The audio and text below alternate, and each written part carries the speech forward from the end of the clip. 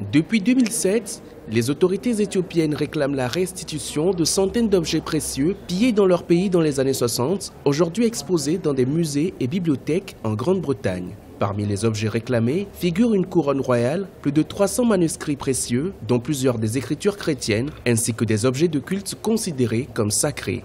Les objets avaient été saisis par les troupes britanniques lors de la prise de la forteresse de Magdala en 1868, une expédition punitive après la capture de plusieurs Britanniques. L'empereur éthiopien Théodoros II s'était suicidé après cette bataille. Nous avons beaucoup de documents écrits qui montrent qu'ils ont planifié et organisé le pillage de Magdala. Nous savons aussi que ces trésors sont au British Museum. On sait très bien d'où ces trésors viennent et à qui ils appartiennent. Notre souci n'a jamais été de les avoir sur prêt. L'Éthiopie a toujours demandé la restauration de ces trésors illégalement pillés. Nous n'avons pas à les emprunter.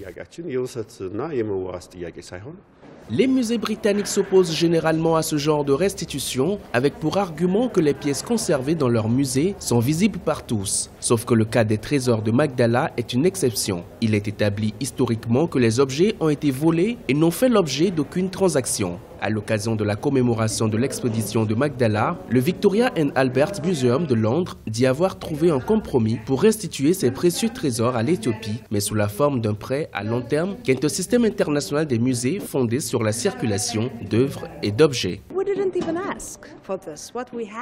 Nous n'avons même pas à choisir cette option.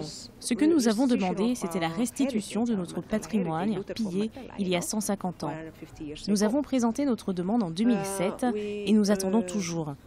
Nous n'avons reçu aucune réponse à ce jour. Nous essayons d'avancer, sauf que cette proposition qui consiste à nous le rendre sur prêt n'est pas notre demande initiale et nous ne l'avons jamais demandée officiellement. Selon certains chercheurs, la législation du Royaume-Uni ne permet pas de retirer les objets des musées britanniques à moins qu'une loi soit votée au Parlement.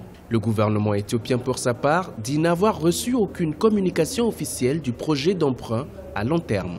À Addis Abeba, les conservateurs du musée national espèrent que les trésors de Magdala viendront enrichir la collection d'insignes royaux et de souvenirs du pays.